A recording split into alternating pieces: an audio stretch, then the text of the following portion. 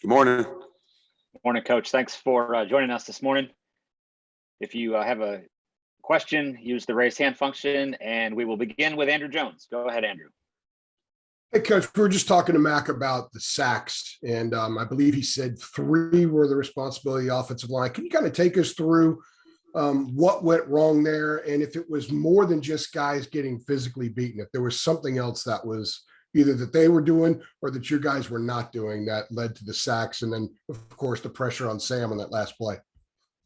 So there were 6 on record, and the way it broke down when we did our sack study is 3 of them came in true drop back protection. So we had communication issues on 2 of them, which is, that's not satisfactory. And then we had 2 that we pulled on runs that we probably should not have. We should have handed the football off, and so they become sacks. You only want to pull on an RPO if we have it to trigger right now. You never want to pull on an RPO if there's any doubt that we can complete the football. So those were 2 instances that plays became sacks off of RPO throws. I don't know that we've had more than 2 the last 2 seasons that occurred that way, much less 2 in a game. So we had 2 like that. And then one of them was credited a sack, and it was just a draw, TFL behind the line of scrimmage. I don't care how they characterize it. A sack or a TFL behind the line of scrimmage is a negative play for the offense. So those were, the 6 of the negative plays that we had in the game, and they just happened to be characterized as sacks. On the last play, Sam said he was trying to throw the ball away and didn't want to take the sack, and that's obviously been a point of emphasis. We talked about it last week. Is that a scenario where maybe because of the situation, it was 2nd down on that play, you would have had 3rd down, that maybe you take the sack because it's a more survivable situation? You're not putting the ball in the air and running the risk that he had. That was one of our communication issue plays, and I think if I'm Sam at that point, I'm expecting a guard to pull and protect for me, and we wound up pulling him the other way, and so he wound up being unprotected. So he was under siege a lot sooner than he should ever be on that play. We had that play in for a reason. We wanted to run it from that hash. We've executed it very well in practice, and we wound up having a communication issue up front. I think Brian Anderson not playing was obviously, as Mac alluded to, an issue for us. And so we get that squared away this week. And, you can't have those against a good team. Virginia Tech, you got to give them a lot of credit. They were much improved on defense. They had a good plan. They played their butts off. And, in games like that, particularly in conference, you've got to make sure that you're minimizing mistakes. And that's something that's going to be an emphasis for us this week. Thank you. Yes, sir. Greg Barnes, go ahead. Hey, Phil, when looking at this game from a kind of a wide lens perspective, what was most concerning to you about the inability of the offense to execute? I didn't like that we didn't get into a rhythm early. I don't think that that's an excuse. I think teams are going to play you well early on sometimes, and you got to find a way to get the offense going anyway. But and again, this is without taking any credit away from Virginia Tech, but I think we could have impacted the game a lot more on our side of the ball if we had, executed better and we had minimized some of the mistakes that we made. And so this week, really for us, regardless of who we're playing, is going to be a lot more about us maintaining our focus and minimizing mistakes on an individual basis, so that we can just execute and go do what we do well. And it's the same process we have to go through every year. We have a certain population in the offense that's a younger group. And so this was the first time they were out there with the bullets flying in front of a large crowd in a hostile environment. And, those are all facts. They're also just excuses. So, right now what we need to do is lock into what we have to do and not allow the outside things to affect us and minimize mistakes. And I think we'll be fine on offense. Thank you. CL Brown, go ahead. Hey, Phil, what are kind of the steps to cleaning up some of the communications issues? Is it a matter of simplifying things, or is it more just making sure everybody has the exact right read? No, I think the youth and the injuries play a part. You know, if I'm just being honest about it, when you have injuries, you have to move some people around. We moved Awesome and Easy around last week. We had Q playing center. He's usually the backup center and a rotating guard. So I think when you do that, you know, you need to be prepared. You got guys out of position or playing different positions than they're used to, and we just have to be prepared to do that. And I think that's the job of our staff to make sure that we're where we need to be mentally before the game on the weekend. You know, and then the youth, the younger kids that haven't started, I think this game that we just played will go a long way to adding to their comfort level starting the game this week. Last week it was the first time for a bunch of them. And some of these guys like Antoine Green have played, but some of those guys have never been the every down starter either. And so it was a new experience for a bunch of our skill guys. I would have hoped we would have had a little bit more continuity early on in the game. I think we needed that when it was evident they were going to try to drain the clock and minimize plays and minimize series. And it was very similar to a couple of the games that we had where that was employed last year. And in 3 of those games, we handled it very well in 2 of them. And so I think going forward, we just need to make sure that we understand we have to make the most of every opportunity when they're going to minimize the total number of plays we're going to have in a ball game. Okay, Ross Martin, go ahead. Hey, Coach, when you look at the tape of kind of the offense and the wide receivers, I think from an uneducated eye, not seeing the all 22, there was some issues with getting separation. Is that what you saw? Or what are your concerns with maybe Sam not having the room to throw to a receiver in the passing game? So, Ross, I agree with you. I don't think the separation in this game is what we've been used to. And some of that was technique. You know, Coach Galloway had alluded to it. We talked about it. It's something obviously that we'll work on at that position. But, there were areas where you won't get separation because maybe the speed at that position isn't the same. There are areas where we definitely should have gotten more separation because, we should be utilizing some better and more effective technique in that scenario.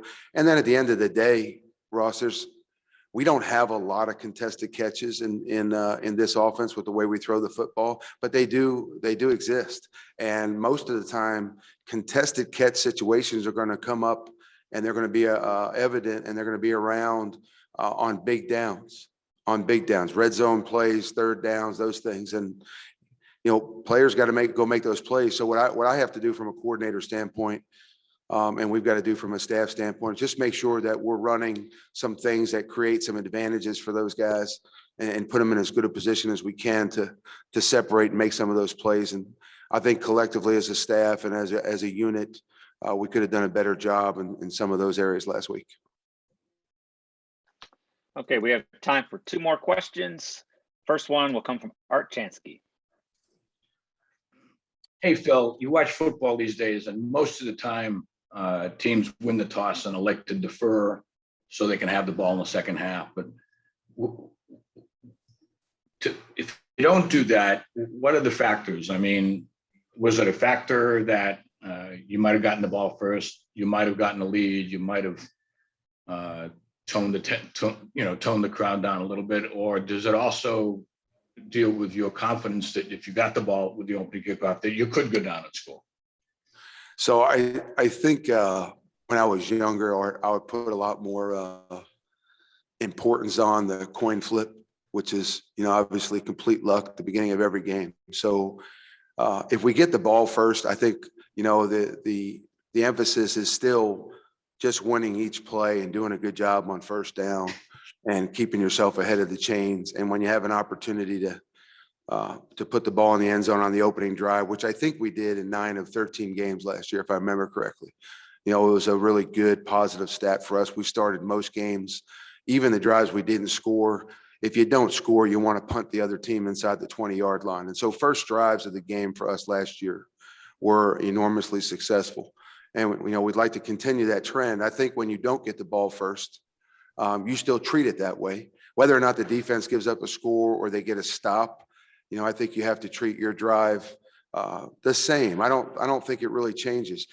The advantage to not getting the ball first in the beginning of the game, though, is that you get to start the second half with it.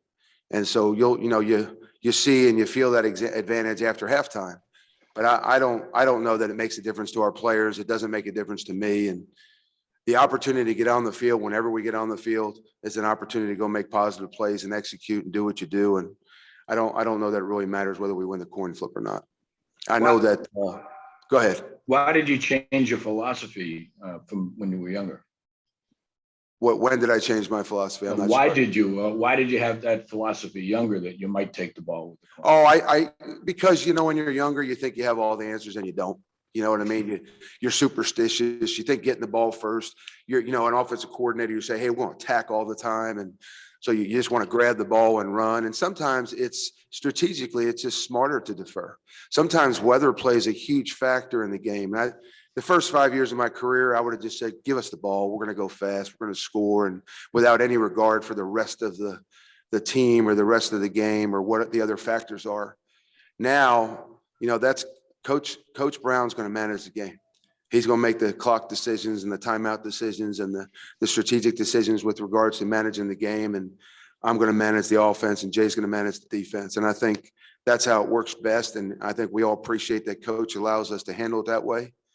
And I just look at any opportunity to get the guys on the field offensively as an opportunity to score and put 7 points at the back of our defense. And so that's our goal regardless. But that's why the change in philosophy, you mature, you grow up, you get a little bit more intelligent, and you leave the ego behind. And I think you coach smarter football that way.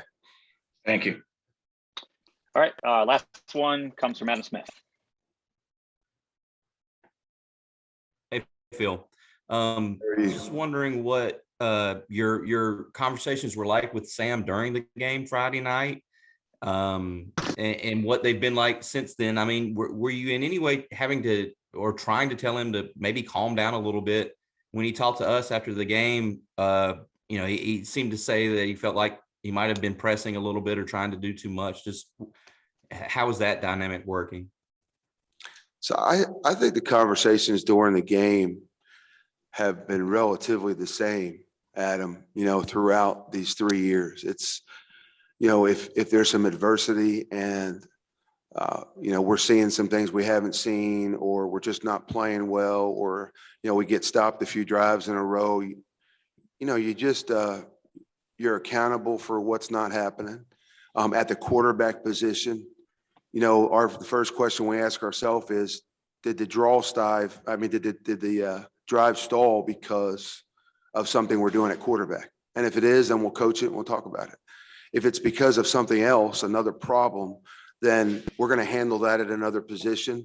And I'm usually going to share with Sam and the rest of the quarterbacks, listen, when they do this, here's how we're going to answer it so that it's not a problem for us in a future drive. I don't know. I think it's human nature, particularly at the starting quarterback position, to want to go make plays. And if you remember anything that I've said in the past, probably the most common piece of advice that I give Sam on a drive-to-drive basis is play every play within its own world. And I always say this, you throw a hitch on a certain play out to the field 5 times, you don't want to automatically assume the hitch is going to be there on the sixth play. You want to play that play within its own little world in case the defense is doing something different, and just take what they give us. And that was part of our conversation on Friday. I think, Sam and I would both tell you we got to do a good job of getting rid of the football when we're under duress. And on the other side of that, we got to protect them better. We got to establish the run game more effectively early in the game. And we've got to get some separation at receiver. And I think if each of the rooms take care of what we're emphasizing in each of those rooms this week, then the team gets better collectively, and Sam Howell gets better. And it works both ways. So I'm really excited about. I love that the corrections period that we had yesterday. I love that nobody was talking, everybody was locked in. I love that there's a focus here. I love that these guys know we could have played better on Friday, and I think you're going to see the product of the results of that from this game moving into game 2 and into the rest of the season. Just to follow up very quickly, knowing Sam as well as you do you think that he took Friday night, the loss harder than maybe he's taken some other losses previously? I don't think so. You know, we haven't talked about that specifically, so I don't want to put words in his mouth. I know this: on a play or a practice or just a day or a game, when Sam feels like he didn't do something well, the only thing he wants to do afterwards is work on it and get better so that that mistake doesn't happen again. And I would hope that that's the approach of everybody. And I think, you know, I talk about how high character our locker room is all the time. I think that's how our guys approach it. And that's why this team gets better week to week. And I don't know that Sam's any different. I know that if I made any big mistakes on Friday, I'm going to self-evaluate. I'm going to get some critical feedback from Coach Brown and anybody else that wants to share with me. And I'm going to make sure I don't make those mistakes again on Saturday, because I don't ever want to be a guy that has cost us any plays on game day. And I think Sam is the same. And I think a lot of our players are the same. And so hopefully the mistakes that we made at Virginia Tech, I know those will get cleaned up, and we work on making fewer mistakes and get back to executing the way I know we all expect to. And that's the process. As boring as it is, Adam, that's what we go through every single week. Thank you, Phil. Coach, thanks for a couple of minutes this morning. Yes, sir. Y'all have a good week. We'll see you Saturday.